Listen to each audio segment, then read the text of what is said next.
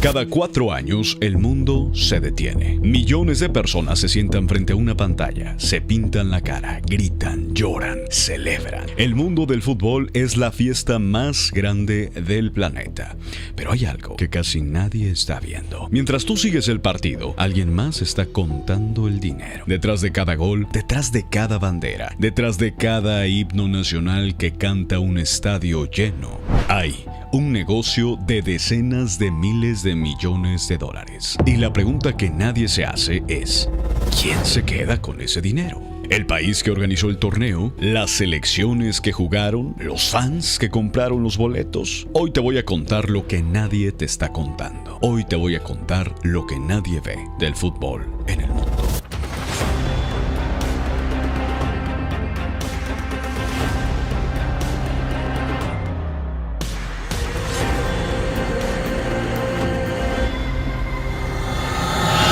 Del ganamos todos. Cuando un país gana la sede del mundial, los presidentes salen a las cámaras con una sonrisa de oreja a oreja y el discurso siempre es el mismo, no importa el país donde lo veas. Esto va a detonar el turismo, vamos a generar empleos, es una oportunidad histórica, única para nuestro país. Y la gente los cree, yo los he creído, porque suena bastante lógico, ¿no? Un evento que ve todo el mundo en tu país, ¿cómo no va a generar riqueza? La realidad es mucho más incómoda que eso. Organizar un mundial no es una inversión. Para muchos países es una apuesta de altísimo riesgo. Una apuesta que muy pocas veces genera ingresos. Y hay dos casos que lo demuestran mejor que cualquier libro de economía. Brasil 2014, Sudáfrica 2010. Los dos ejemplos más citados cuando se habla precisamente de los costos reales de organizar un mundial. Y los dos casos que el comité organizador nunca quiere que recuerdes. Antes de hablar de quién pierde, hay que entender de qué dimensión de dinero estamos hablando. Porque los números son obscenos. El Mundial 2026, el que se juega este año en Estados Unidos, México y Canadá, se proyecta como el más lucrativo de la historia del fútbol. Ingresos estimados son aproximadamente más de 11,000 millones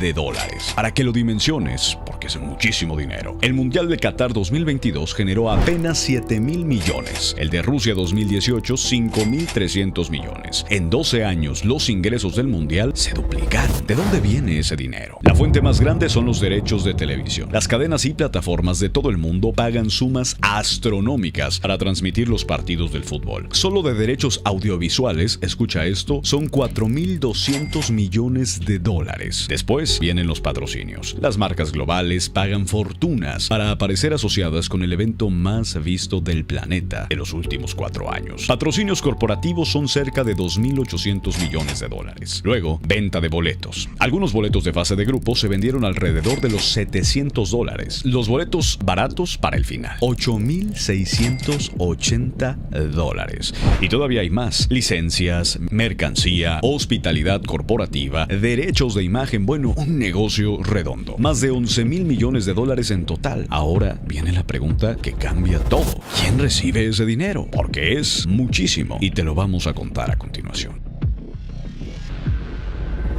La respuesta corta es la FIFA. La FIFA es la Federación Internacional de Fútbol Asociación, la organización que controla el fútbol mundial, una institución privada con sede en Zúrich, Suiza y con 211 países miembros. La FIFA es la dueña del mundial. Ella tiene los derechos, ella negocia los contratos de televisión, ella firma los acuerdos de patrocinio, ella vende las entradas y ella centraliza la mayor parte de los ingresos. El modelo es muy simple. El país sede pone la infraestructura, el territorio y el presupuesto. La FIFA pone las reglas y se lleva todas las ganancias, o la gran mayoría. Solo en 2025, un año antes del Mundial, la FIFA ya declaró ingresos de 2,661 millones de dólares. Un año antes, la mayor parte de ello solo de derechos televisivos y algunos cuantos patrocinios. Y para el siglo 2027-2030 ya tienen presupuestado un récord histórico, 14,000 millones de dólares. 14,000 millones de dólares para una organización que técnicamente es una asociación sin fines de lucro. ¿Y cuánto le toca al país sede? Esa será la pregunta, que a todos los de Estados Unidos, México y Canadá nos importan. Presidenta Sheinbaum, la Copa Mundial de la FIFA 2026 será el evento deportivo más grande de la historia de México. Gracias. Según los acuerdos firmados con la FIFA, el organismo controla los ingresos por boletos, derechos de televisión, patrocinio, concesiones e incluso hasta el estacionamiento. Las autoridades locales, en cambio, asumen los costos de seguridad, infraestructura y operación. Lo digo de otra forma por si no se ha entendido. Uno organiza la fiesta, otro cobra la entrada. Y hay algo que casi nadie está mencionando. Muchísimas gracias y muy buenas tardes a todas y a todos los asistentes a este evento que forma parte de la gira de la Copa Mundial de FIFA por nuestro país. Un privilegio como nación y sin duda un gran honor para el presidente de la República. En México, como el país sede del Mundial 2026, firmó una exención de impuestos total para la FIFA y sus aliados y sus socios comerciales. Eso significa que la FIFA, las marcas patrocinadoras, las empresas de derechos de transmisión no pagarán un solo peso de impuestos en México por todos los ingresos que generen aquí.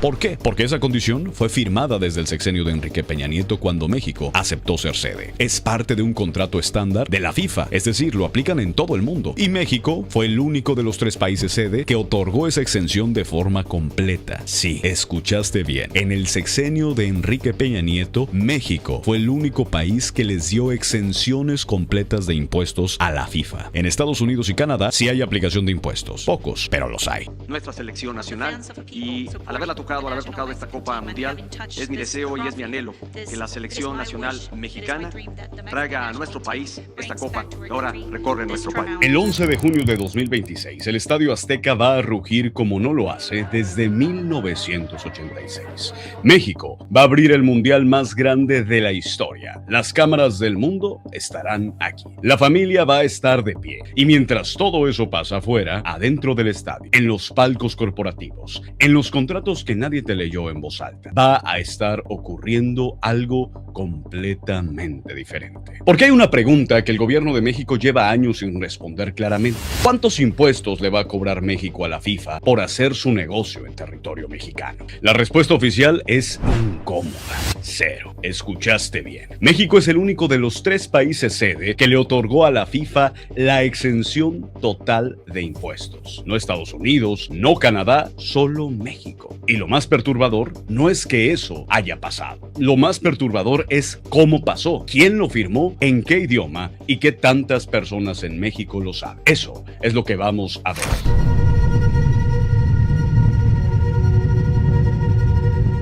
Hay un documento de 93 páginas que nadie te leyó y que durante años estuvo prácticamente oculto. 93 páginas redactadas en la Secretaría de Gobernación, firmadas en 2018 en inglés.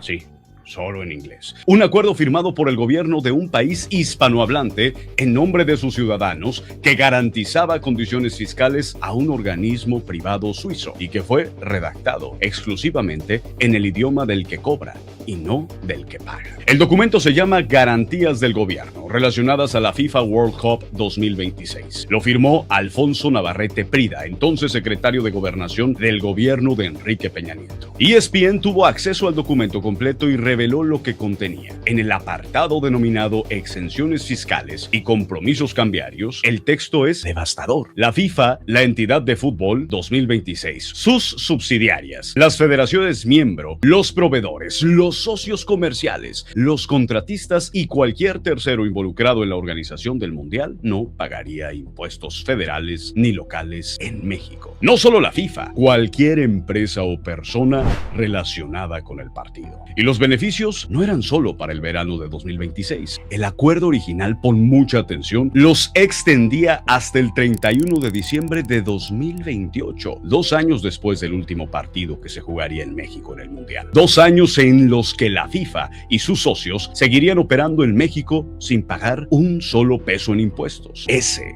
era el trato original. ¿Y por qué la FIFA siempre pide esto? Para entender lo que está pasando, primero hay que entender cómo funciona la FIFA. La FIFA no es una empresa, es una asociación de derecho civil fundada en 1904 con sede en Zúrich, Suiza. Por esa clasificación legal, no paga impuestos en Suiza. El gobierno suizo le concedió ese estatus formalmente. Pero aquí viene el detalle que pocos mencionan. La FIFA no genera ingresos en Suiza, los genera en los países donde se juega el Mundial. En Brasil, en Rusia, en Qatar, en México, en Canadá, en Estados Unidos. Y para evitar pagar impuestos en los países donde sí hace el dinero, la FIFA convirtió la exención fiscal en un requisito estándar de sus contratos de sede. Si un país quiere ser sede del Mundial, tiene que aceptar que la FIFA y su ecosistema no van a pagar impuestos ahí. No es una petición, no es una negociación opcional, es una condición de la candidatura. El portavoz de la FIFA lo dijo sin rodeos a la BBC. Cualquier país sede tiene que otorgar una exención fiscal integral a la FIFA y a todas las partes involucradas en la organización del evento. Así de claro, así de simple. ¿Quieres el Mundial? Acepta no cobrarles absolutamente nada. Y la historia muestra que los países aceptan una y otra vez el patrón que se repite en cada mundial. Y a ver, esto no es nuevo. Este modelo lleva décadas funcionando exactamente así.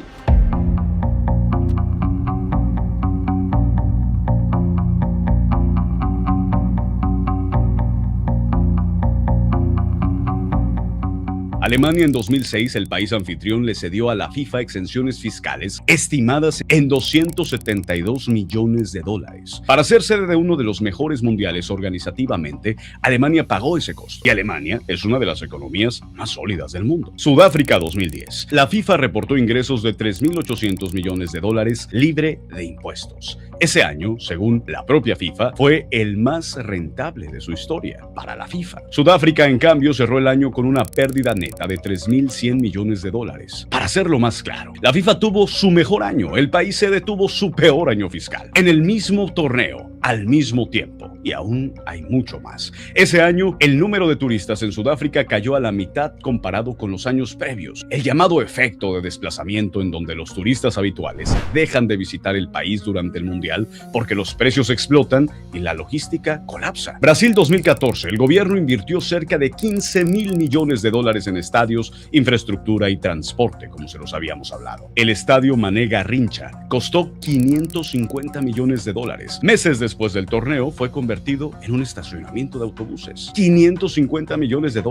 Un estacionamiento. Y durante ese mundial, la FIFA también operó libre de impuestos en Brasil, gracias a la legislación especial que el Congreso brasileño aprobó para garantizar con las garantías exigidas. Romário, el exfutbolista y entonces legislador, dijo algo que quedó registrado para la historia. La FIFA proyecta ganar $1.800 millones en utilidades. Eso debería generar $450 millones de impuestos para servicios públicos. Pero la FIFA no va a pagar nada. Qatar 2022 es un capítulo aparte que merece su propio capítulo, pero el patrón es el mismo. FIFA gana, el país sede pone y los impuestos se quedan en ceros. Y entonces llega México 2026 y el patrón no solo se repite, se lleva al extremo. Y es que esto es porque México cedió más que nadie. Aquí viene una pregunta que es incómoda, pero bastante necesaria. Si todos los países sede enfrentan esta exigencia fiscal, ¿por qué México terminó cediendo aún más que Estados Unidos y Canadá? La respuesta la dio un congresista de manera sorprendentemente honesta en una entrevista. Lo que dijo fue: a veces el que menos tiene es el que más tiene que dar para traer el paquete. México enfrentaba una desventaja estructural en la negociación en 2018 con Enrique Peña Nieto. Estados Unidos y Canadá tienen estadios con mejor infraestructura. México, mejor conectividad entre ciudades, mejores aeropuertos, mejores carreteras, mejores condiciones de seguridad en la cadena logística. México no podía competir en infraestructura, entonces compitió con algo peor, algo que le afectaría a todos los mexicanos durante años. Compitió en costo fiscal. Estados Unidos negoció exenciones parciales, ciudad por ciudad, estado por estado. De hecho, ciudades como Minneapolis, Chicago y Glendale, en Arizona, abandonaron la candidatura porque no estaban dispuestas a cumplir con todas las exigencias fiscales de la FIFA. Canadá también otorgó exenciones, pero limitadas y negociadas. México dijo que sí a todo. Y lo dijo a través de un documento de 93 páginas, redactado en inglés, firmado en una oficina en Gobernación en la Ciudad de México. El público mexicano no supo que existía hasta 4 años después de haber sido firmado. De ese tamaño fue la mentira del gobierno de Enrique Peña Nieto. La pregunta que quedó sin responder es esta: ¿cuánto vale la sede del partido inaugural del mundial más grande de la historia? Y eso justifica el precio fiscal que México pagó por conseguirla. El alcance real no es solo la FIFA. Este es el punto que la cobertura mediática normalmente no profundiza lo suficiente y que es enormemente importante. La exención no aplica solo a la FIFA. El artículo 25 transitorio de la Ley de Ingresos de la Federación 2026 es bastante explícito. Todas las personas físicas y empresas residentes en México y en el extranjero que participen en la organización de la Copa Mundial de forma directa o indirecta no pagarán impuestos por estas actividades. Un senador que votó a favor lo explicó así. Está planteado para todas las empresas que participen directamente en la organización del Mundial, las televisoras que estarán difundiendo o haciendo las relatorías del Mundial, los grupos de hotelería, de viajes, todas las que participan, las televisoras que transmiten el Mundial, las cadenas hoteleras que alojan a los equipos y delegaciones, las agencias de viajes que venden los paquetes turísticos, los proveedores de logística y seguridad, los socios comerciales de las marcas patrocinadoras, todos. Adidas, Coca-Cola, Hyundai, Qatar Airways, Visa. Todas las empresas que pagan millones de dólares por el privilegio de asociar su nombre al Mundial, operando en México sin pagar un solo peso en impuestos. Un especialista en justicia fiscal de Oxfam México, Diego Merla, lo resumió de manera que vale la pena escuchar con mucha atención. En un país donde de por sí recaudamos muy pocos impuestos y en sí hay muchas carencias en la provisión de servicios públicos, siempre la narrativa es que no alcanza el presupuesto para todo lo que tenemos que gastar. Es como pelearse por una cobija. Si le das más a uno, le quitas a otros. Nunca pensamos por qué tenemos una cobija tan pequeña. En parte porque estamos muy acostumbrados a renunciar a cobrar impuestos con tal de que pasen este tipo de cosas. Una cobija chica que México decidió de manera voluntaria prestarle a la FIFA. Una cobija chica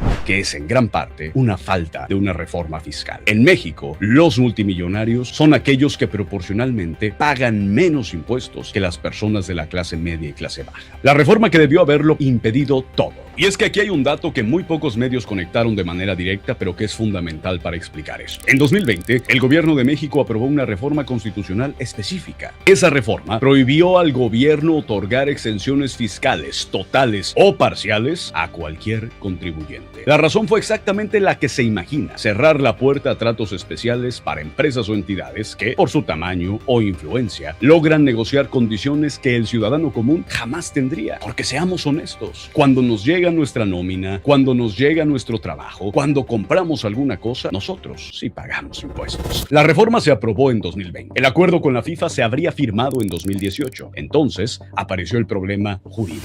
¿Puede una reforma constitucional en 2020 invalidar algo del pasado firmado en 2018? La respuesta jurídica simplificada, lamentablemente, es no. Un contrato firmado antes de la reforma no puede ser retroactivamente anulado por ella, al menos no sin consecuencias legales internacionales. El gobierno de México estaba atrapado en un compromiso que ni siquiera había firmado ese gobierno en turno. Y la solución que encontró el gobierno de Claudia Sheinbaum no fue romper el acuerdo, fue renegociarlo. Reducirlo de múltiples años a un solo año. Acotarlo a las actividades directamente relacionadas con la organización del torneo. Excluir las actividades comerciales de socios y empresas afiliadas. Una victoria parcial. Una reducción significativa, pero no cero. La FIFA sigue operando en México en el verano de 2026 sin pagar un solo peso de impuestos. No lo pagó ni lo pagará. Y aquí la pregunta es, ¿qué es lo que hizo Peña o qué es lo que no hizo que este gobierno sí pudo hacer? El 22 de diciembre el presidente de México salió a decir algo que normalmente los gobiernos prefieren mantener en silencio. Nosotros no podíamos echar atrás esos acuerdos y se ajustaron, dijo. Fue una declaración que mezcló admisión de límites con atribución de responsabilidad. La Secretaría de Hacienda publicó un comunicado detallado explicando que el acuerdo original firmado en la administración de Peña Nieto contemplaba beneficios fiscales por hasta 10 años. Lo escuchaste bien, 10 años. No solo para el Mundial de 2026, 10 años de operaciones de la FIFA y su ecosistema en territorio mexicano sin responsabilidad fiscal. El acuerdo también incluía la eliminación de procesos de control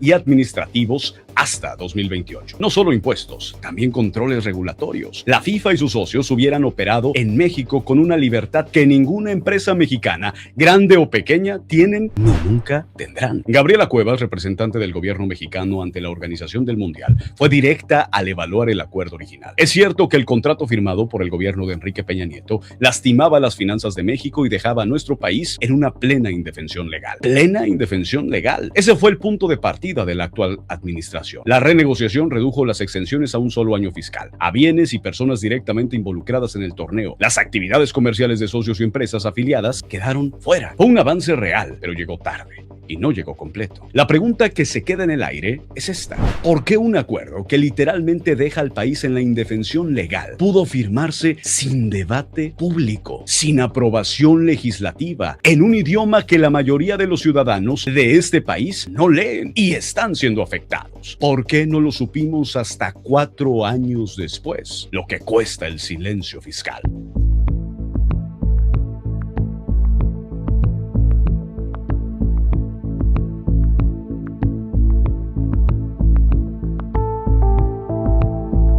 Vamos a hacer el ejercicio que los funcionarios evitan hacer en público, pero que es sumamente revelador. La FIFA proyecta ingresos totales de 11,000 millones de dólares para el ciclo 2023-2026. El Mundial 2026 es la pieza central clave de este ciclo. De esos 11,000 millones, 4,200 millones vienen de derechos de televisión, 2,800 millones de patrocinios, 3,000 millones de boletos y hospitalidad premium. México participa en la generación de esos ingresos. 13 partidos, el partido inaugural, la sede de primera fase y potencialmente octavos de final. ¿Cuánto de eso genera esa actividad económica gravable en México? No lo sabemos con exactitud, porque la FIFA no publica esa desagregación, pero tenemos un referente. Alemania 2006 renunció a 272 millones de dólares en recaudación. Sudáfrica 2010, en un ciclo donde la FIFA generó menos, tuvo pérdidas fiscales de 3,100 millones de dólares. ¿Qué escala estamos hablando para México 2026, cuando la FIFA espera el ciclo más rentable de su historia? La respuesta honesta es que nadie en el gobierno ha publicado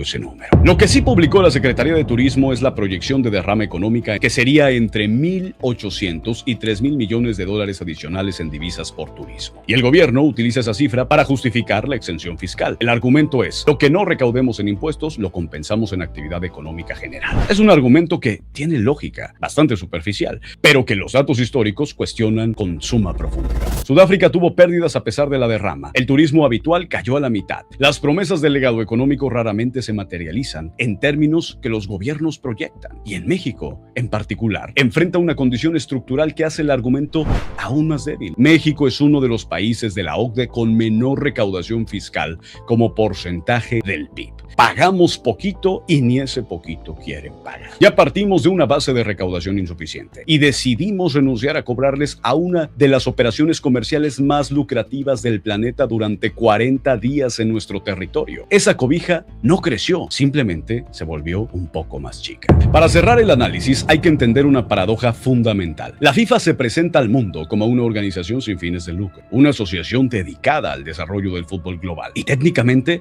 bajo el derecho suizo, lo es. Pero las cifras cuentan otra historia. En el ciclo de Qatar 2022, la FIFA reportó utilidades netas de más de 1,000 millones de dólares. Infantino, el presidente de la FIFA, tiene un salario estimado de entre 3 y 5 millones de dólares anuales. Las oficinas centrales de la FIFA en Zúrich son un complejo de lujo que nada tiene de modesto. Una asociación sin fines de lucro que genera más utilidades por ciclo que muchas de las empresas más grandes del mundo. Y el mecanismo que hace posible esas utilidades es simple. La FIFA no construye nada, no invierte nada en infraestructura, no corre el riesgo financiero. Los países sede los construyen, los países sede invierten, los países sede asumen el riesgo. La FIFA llega, organiza el torneo, cobra los derechos, cobra los patrocinios, cobra hasta las entradas y ya se va sin pagar impuestos. Es el negocio perfecto que existe. Tú pones el estadio, yo me llevo la taquilla. Y los jugadores, porque son la estrella principal de esto. Y es que hay un detalle irónico que vale la pena mencionar.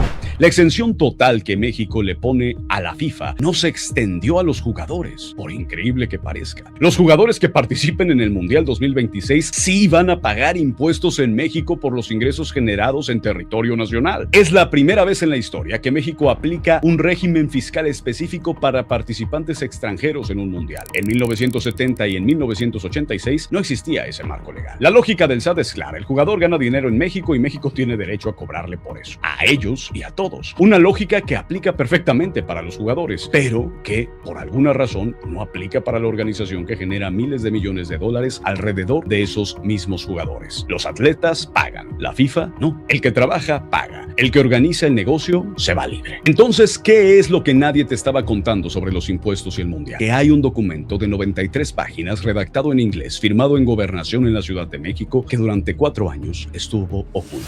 Que ese documento le garantizaba a la FIFA y a toda la red de socios y proveedores operar en México sin pagar impuestos federales ni locales, no solo durante el torneo, sino hasta años después. Que México fue uno de los 3 países sede que cedió en esos términos. Que Estados Unidos y Canadá negociaron. México aceptó sin decir nada. Que el gobierno actual logró una renegociación real que redujo el alcance del acuerdo, pero que no pudo eliminarlo, porque un contrato firmado en 2018 no puede ser revertido unilateralmente sin consecuencias jurídicas. Que la FIFA es una asociación sin fines de lucro que genera millones en utilidades, que no paga impuestos en Suiza y que exige no pagar impuestos en los países donde organiza sus torneos, pero deja solos a los jugadores cuando se trata de pagar esos mismos impuestos. Y que los países, uno tras otro, aceptan. Porque el mundial trae prestigio, porque el mundial trae turismo, porque el mundial une a la gente y da popularidad política. Y todas esas cosas son verdad. Pero también es verdad que el estadio que se llenan en banderas el 11 de junio va a ser un estadio donde la organización que cobra la entrada, los derechos de imagen, los contratos de patrocinio y los millones de hospitalidad premium no le va a dejar un solo peso al Estado mexicano. Entonces, si la FIFA se queda con la mayor parte del dinero, ¿cuánto le cuesta al país organizarlo? Para ser sede de un mundial, la FIFA exige condiciones muy específicas. Al menos 2 estadios con capacidad mínima de 40,000 espectadores. Un estadio para la final con 80,000 villas olímpicas, campos de entrenamiento de primer nivel, infraestructura de transporte, conectividad, seguridad. Y si tu país no tiene todo eso, lo tienes que construir con dinero público. Y veamos los números reales, porque esos nunca mienten.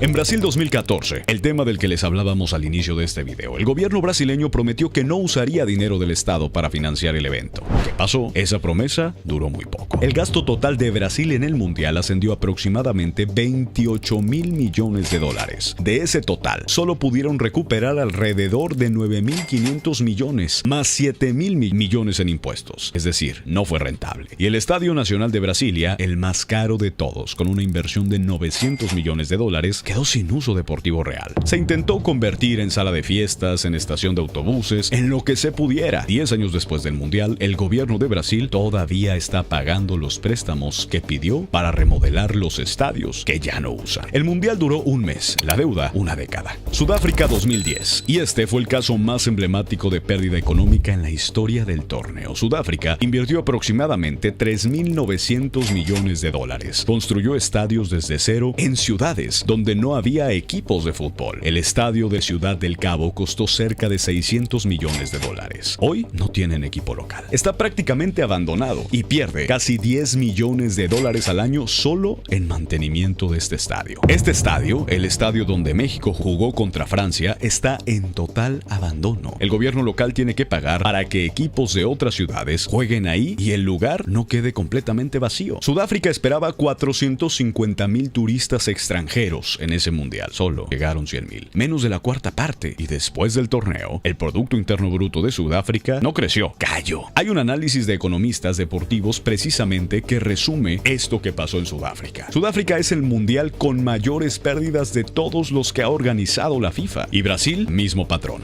Los estadios en regiones sin equipos importantes se convirtieron en lo que en economía se llaman elefantes blancos. Infraestructura costosísima que nadie usa. Y si todo eso ya te parece complicado, espera que te cuente la parte más oscura. Porque hay una pregunta que siempre flota en el aire cuando se habla del negocio del mundial. ¿Cómo se decide quién organiza el torneo? La respuesta oficial es a través de un proceso de evaluación técnica, donde el comité ejecutivo de la FIFA vota por el mejor proyecto en ese momento. La respuesta real, la que destaparon los fiscales del Departamento de Justicia de los Estados Unidos, es muy diferente. El 27 de mayo de 2015, en hoteles de lujo en Zúrich, Suiza, agentes del FBI arrestaron a 7 altos directivos de la FIFA en una operación coordinada con las autoridades suizas. Lo que destaparon fue una red de corrupción que llevaba más de 24 años operando. La fiscal general de Estados Unidos en ese momento, Loretta Lynch, describió la situación en 3 palabras: rampante, sistémica y profundamente arraigada. El total de sobornos documentados superó los 150 millones de dólares. Y eso solo solo lo que pasó por bancos estadounidenses. ¿Para qué eran los sobornos? Para otorgar derechos de transmisión, para firmar contratos de marketing y para algo mucho más grave, para decidir qué países organizaban los mundiales. Así es, los mundiales de Rusia en 2018 y Qatar en 2022 fueron asignados en la misma votación. En diciembre de 2010 fue la primera vez que se elegían dos sedes al mismo tiempo. Y desde esa reunión, varias federaciones europeas señalaban que había dinero negro en los votos. Las investigaciones confirmaron después que dirigentes latinoamericanos recibieron millones de dólares para votar a favor de estas dos naciones. En total, el gobierno estadounidense acusó a 45 personas y a varias empresas de más de 90 delitos distintos. 22 se declararon culpables. Joseph Blatter, presidente de la FIFA por 17 años, fue suspendido y renunció a su cargo. Michel Platini, leyenda del fútbol francés y entonces jefe de la UEFA, también fue sancionado. Y hay un dato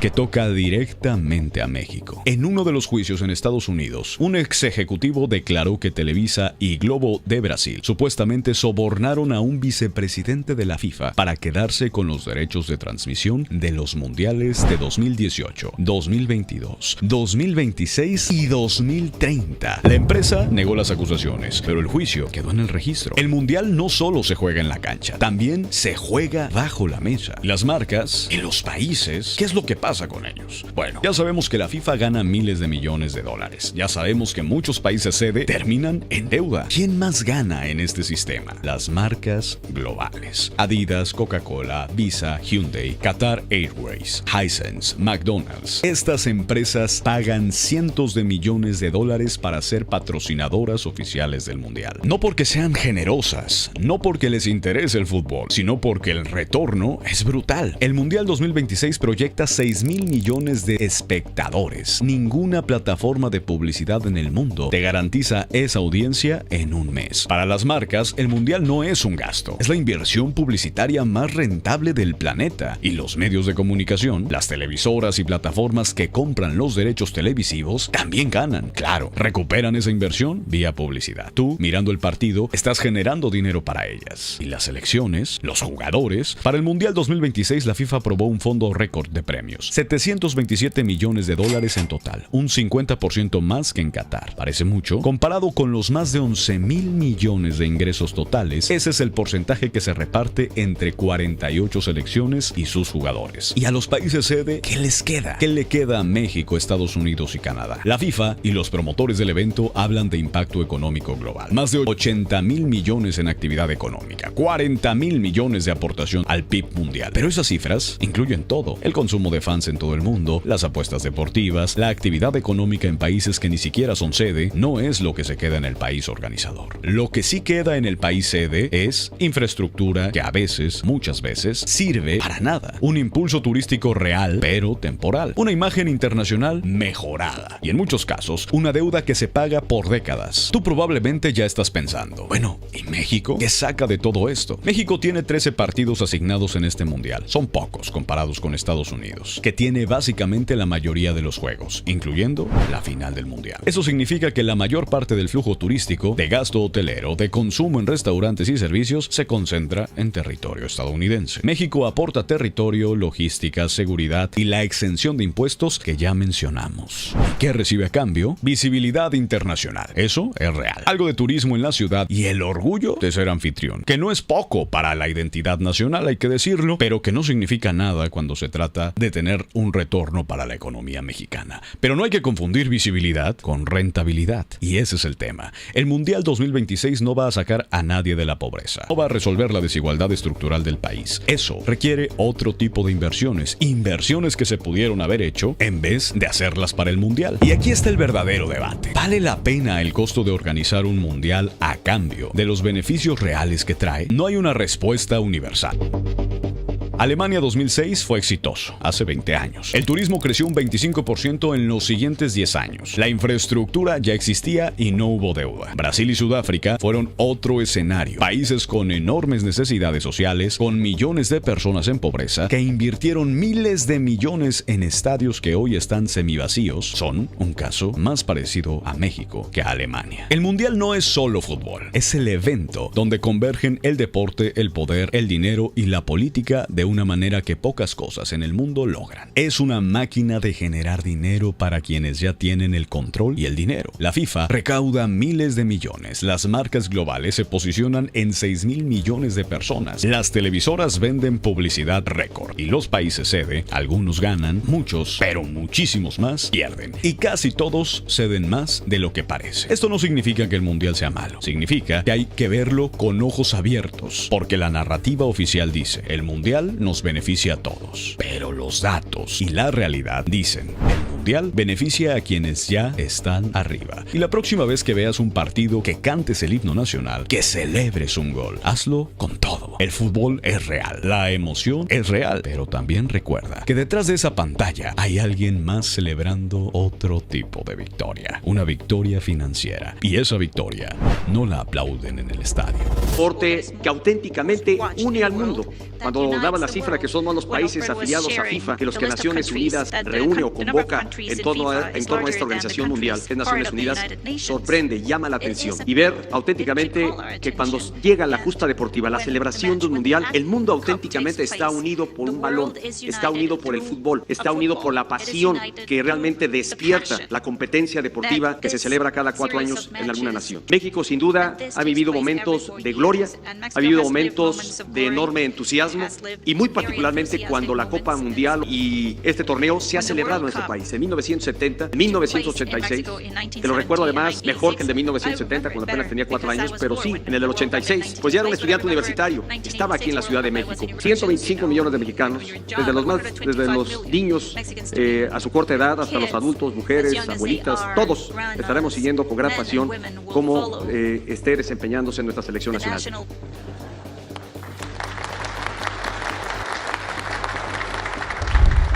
Millones de personas en todo el mundo van a ver a México en la pantalla, no como un destino de postal, no como un lugar que admirar desde lejos, sino como el país que tiene la capacidad de organizar el evento deportivo más grande de la historia. Y cuando digo el más grande, hablo de 48 selecciones, 104 partidos, 3 países sede y una proyección de 5.5 millones de turistas llegando a México en cuestión de semanas. Ese momento no ocurre solo, no es magia ni es buena suerte. Detrás de cada partido, detrás de cada afición que entra al estadio, detrás de cada selección que entrena en suelo mexicano, hay un operativo de seguridad que no tiene precedente en la historia de este país. Su nombre, el Plan Kukulkan. El general encargado de la seguridad para el Mundial y el almirante también encargado para la seguridad del Mundial. Ellos nos van a platicar pues todo lo que se está haciendo en junio ya viene el Mundial. Entonces nos van a platicar pues lo que se ha venido trabajando ya desde hace más de un año, casi 2 años, para la seguridad en todo el país y particularmente en las 3 ciudades sedes, Ciudad de México, Guadalajara y Monterrey. Y después pasaríamos un video también de la seguridad del Mundial. Y después ya contestamos sus preguntas. Hoy te voy a contar todo lo que significa, qué es, cómo funciona, por qué importa y lo que este plan le dice al mundo sobre nuestro país, México. Esto es lo que nadie te cuenta sobre el plan de seguridad del Mundial en México 2026.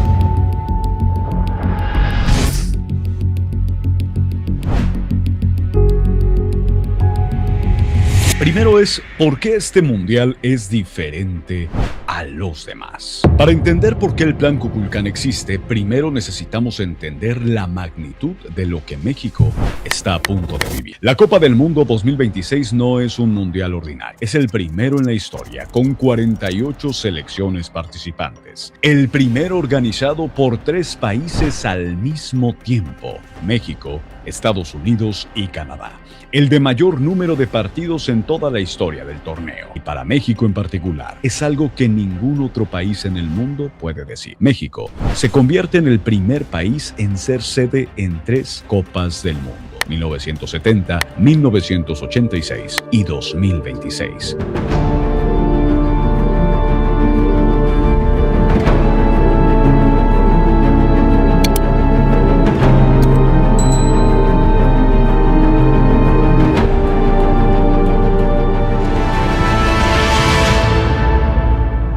Eso no es un accidente. Eso es el reconocimiento de la FIFA a un país que sabe recibir al mundo, o también a un país que sabe sobornar a la FIFA, a la Federación Internacional del Fútbol. México recibirá 13 de los 104 partidos del torneo. Ciudad de México con 5 partidos, incluyendo el partido inaugural del 11 de junio y un partido de octavos de final. Guadalajara con 4 partidos, Monterrey con otros 4. 3 ciudades, 3 identidades, 3 escaparates del México que el mundo todavía no conoce. Y con eso en mente, surge la pregunta que el gobierno mexicano tuvo que responder desde hace años. ¿Cómo garantizas la seguridad de millones de personas que llegan de todos los rincones del planeta a un país que tiene el compromiso de mostrar su mejor cara? La respuesta a esto se llama el Plan Kukulkan.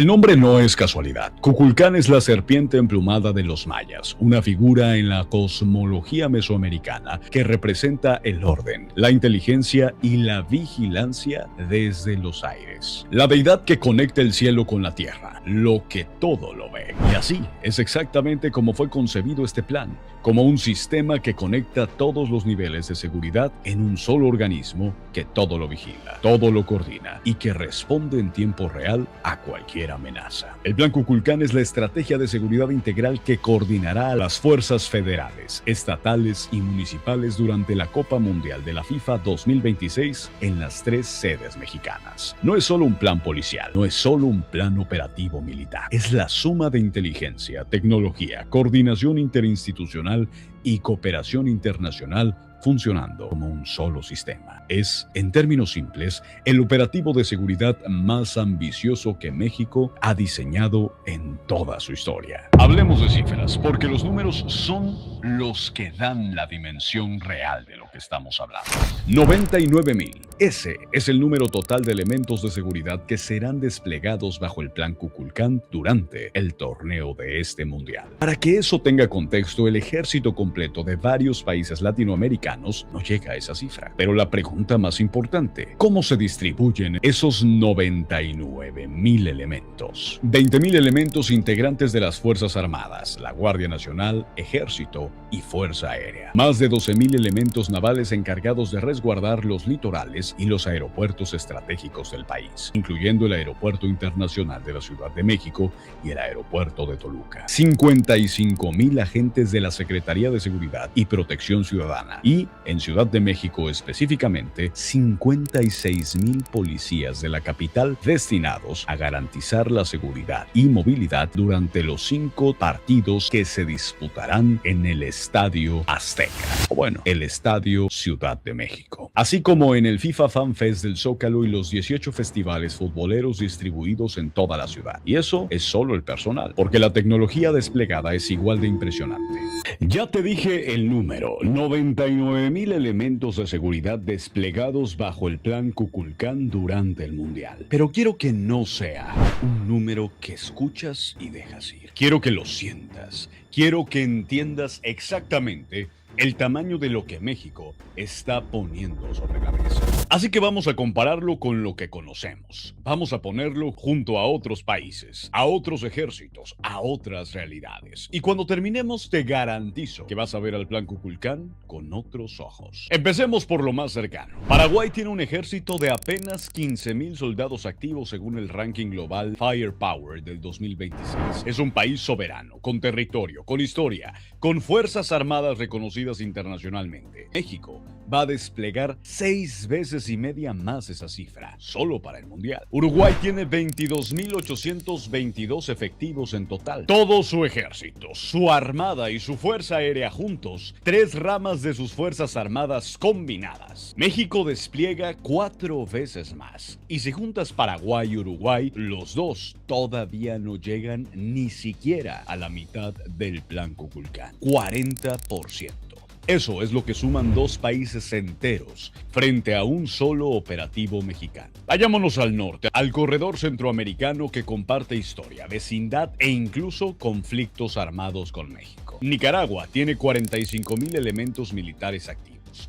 Es el ejército más grande de Centroamérica. Con esa fuerza, por cierto, Nicaragua ha sostenido décadas de presidencia territorial en un país de 6 millones de personas. México va a desplegar el doble de eso para un torneo que dura un mes. Honduras, Guatemala y El Salvador, los 3 juntos, apenas se acercan a la cifra del Plan Kukulkan. 3 estados nacionales, 3 comandancias militares, 3 presupuestos de defensa sumados y aún así quedan por debajo de lo que México va a desplegar entre el 11 y el 19 de junio. Estamos hablando de toda Centroamérica y México la supera con un operativo de seguridad. Ahora subamos de nivel de comparación. Cuba tiene 50.000 soldados activos. Es el ejército más grande del Caribe, un país que durante décadas fue considerado una potencia militar regional con influencia en 3 continentes. México lo duplica y casi lo dobla con el Plan Kukulkan. Bolivia oscila entre 26.000 y 60.000 efectivos según las estimaciones disponibles. Incluso en el escenario más optimista para Bolivia, supera esa cifra México con decenas de miles de elementos de ventaja. Chile es la 5ª potencia militar de América Latina según Global Firepower 2026. Un país que opera submarinos, cazabombarderos, fragatas de guerra. Chile tiene alrededor de 80.000 militares activos y México va a desplegar un operativo con 24% más personal que todo el ejército chileno. No en una guerra, no en una invasión, en un mundial de fútbol. Pero salgamos de América Latina un momento porque la comparación se pone todavía más interesante. Según el mismo ranking del que ya les hemos hablado, el Global Firepower 2026, hay más de 80 países en el mundo cuyo ejército completo, sumando tierra, mar y aire, no alcanza los 99.000 efectivos activos. No son países pequeños e irrelevantes, son naciones con asiento en la ONU, con embajadas en todo el mundo, con soberanía plena, y sus fuerzas armadas totales no llegan al número que México va a movilizar en 3 ciudades durante 30 días. Eso es lo que significa 99.000 elementos. Eso es el tamaño de la apuesta. Pero aquí viene la parte más importante que quiero que entiendas. Porque cuando escuchas 99.000 elementos de seguridad, el cerebro puede ir al lugar equivocado. Puede imaginar una ciudad militarizada, barreras, armas, tensión. Esa imagen que asociamos con los operativos de fuerza. Pero no es eso. La gran mayoría de esos 99.000 elementos no van a estar con armas largas en las tribunas. Van a estar en los accesos, en los corredores de los estadios, en los aeropuertos, en los hoteles, en las rutas de transporte, en los centros de monitoreo. Van a ser la presencia que hace que nadie tenga que pensar en seguridad. Ese es el objetivo real del Plan Kukulkan. Que los 6 millones de visitantes que se esperan para el Mundial caminen por Ciudad de México, por Guadalajara y por Monterrey y lo único que les preocupe sea si su selección va a pasar a la siguiente ronda. Un ejército que no se nota es lo más difícil de construir. Y eso es exactamente lo que México está intentando. 99.000 elementos más que el ejército completo de Uruguay, Paraguay, Nicaragua y Cuba juntos. Más del doble que el ejército chileno, la 5ª potencia militar de América Latina. Más que las fuerzas armadas totales de más de 80 países en el mundo. No es un ejército de ocupación, es un ejército de bienvenida. Y la pregunta que vale la pena hacerse es esta. ¿Tiene México la capacidad de sostener ese operativo a la altura de la promesa o el número impresionante se va a quedar solo en un número? Eso es lo que vamos a ver.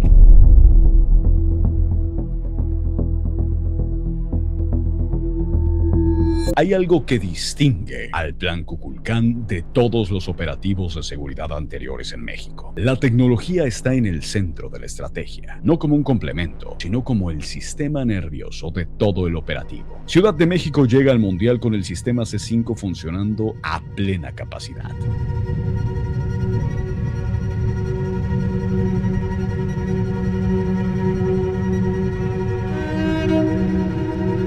El Centro de Comando, Control, Cómputo, Comunicaciones y Contacto Ciudadano. A través de ese sistema, la capital tiene conectadas más de 113,000 cámaras de vigilancia que cubren 93% del territorio de la ciudad. 113,000 cámaras. Esa densidad de cobertura permite, según las propias autoridades capitalinas, monitorear en tiempo real cualquier punto de la ciudad donde se concentren aficionados o delegaciones. Y no son cámaras ordinarias. En los aeropuertos, 3,200 de esas cámaras están equipadas con inteligencia artificial capaz de identificar patrones de riesgo en tiempo real. El sistema puede detectar comportamientos anómalos, identificar situaciones de riesgo antes de que se conviertan en incidentes y alertar a los equipos de respuesta en cuestión de segundos. A eso se suma la modernización de los sistemas de monitoreo en Guadalajara y Monterrey con anillos de seguridad alrededor del estadio Akron y vigilancia reforzada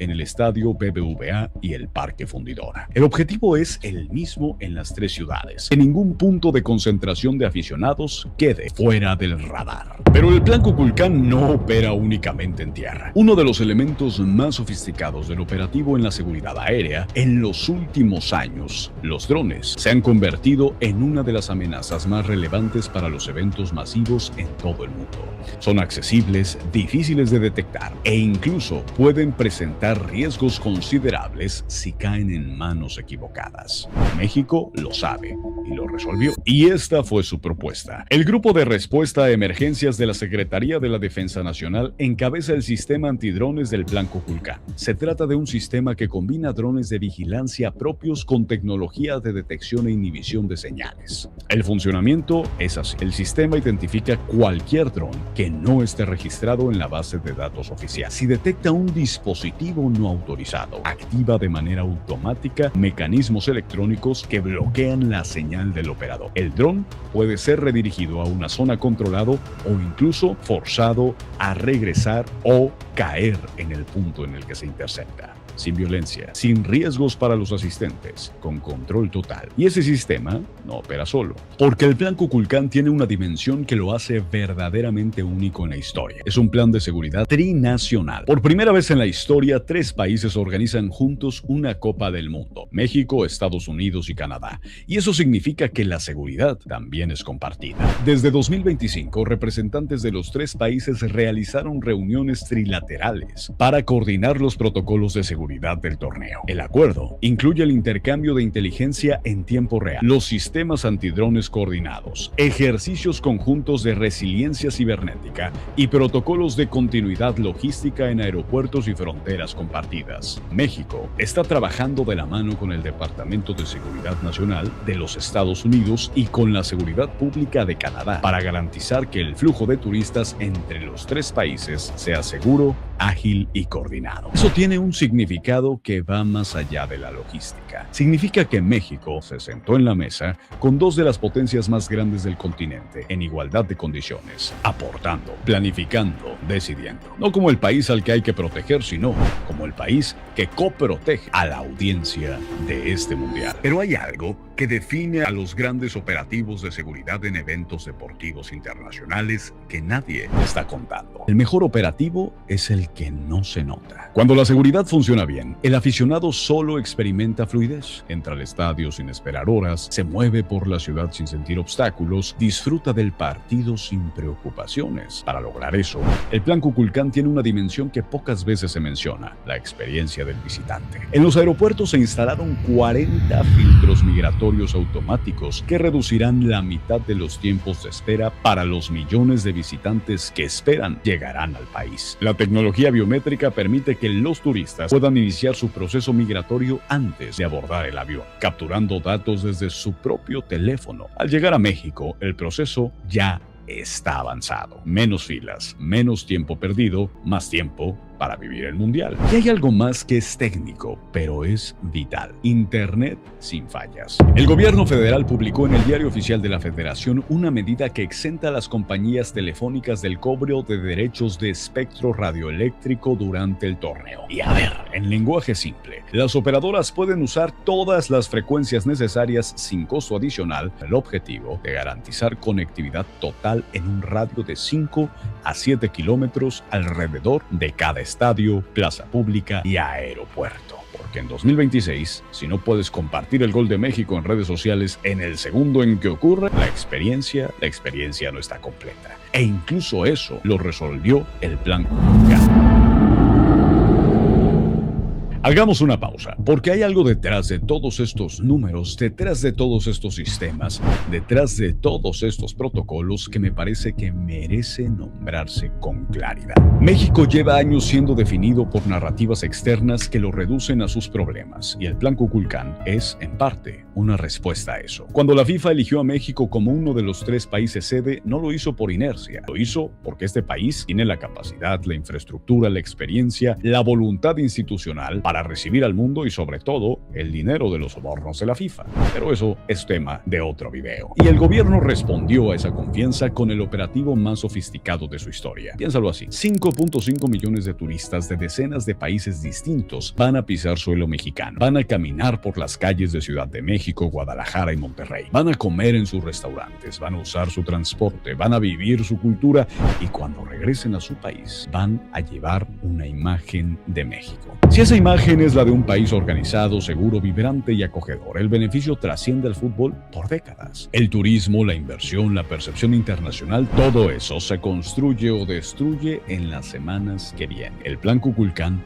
no es solo un operativo de seguridad, es la apuesta más grande que México ha hecho en mucho tiempo por su propia imagen ante el mundo. La pregunta que surge naturalmente es: ¿esto es suficiente? ¿Está México listo? Los números dicen que sí. 99,000 elementos de seguridad, 113,000 cámaras, coordinación trilateral con Estados Unidos y sistema antidrones operativo. Filtros migratorios inteligentes, conectividad garantizada en todas las sedes, la Guardia Nacional, el Ejército, la Fuerza Aérea activados, la Marina cuidando los litorales y los aeropuertos. Pero hay algo que ningún operativo puede garantizar por sí solo: la ciudadanía. Un operativo de esa magnitud funciona mejor cuando los propios ciudadanos son parte del sistema. Cuando un aficionado reporta algo sospechoso, cuando un residente está atento a su entorno, cuando la gente que vive en la ciudad de sede entiende que lo que está en juego no es solo un partido de fútbol, sino la imagen de su país ante el mundo entero. Y ahí es donde el Plan Cuculcán cobra una dimensión que va más allá de todos los protocolos hablados. Es un pacto entre el Estado y la sociedad. El Estado que pone 99,000 elementos, pone la tecnología, la coordinación y la sociedad, pone la conciencia, la cooperación y el orgullo de mostrar las cosas. Porque en 1970 y en 1986, México le demostró al mundo que podía organizar un mundial de primer nivel. En 2026,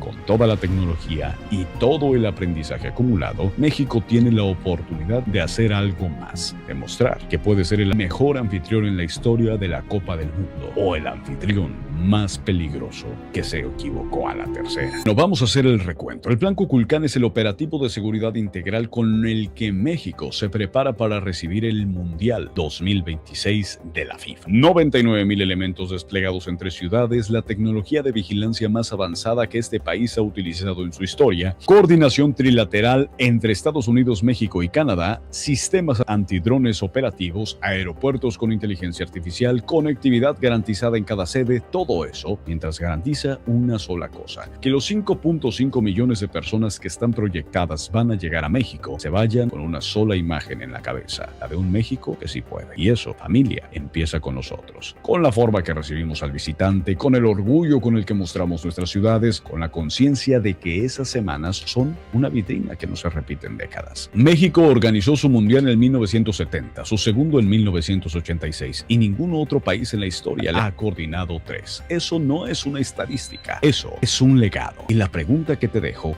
es esta: ¿crees que el Plan Cuculcán es suficiente para que México entregue el mejor mundial de la historia? ¿O hay algo más que el país tendrá que hacer para estar verdaderamente listo? Comparte este video con alguien que todavía no sabe la magnitud de lo que se viene. Y suscríbete para seguir viendo lo que nadie más te cuenta de México y el mundo.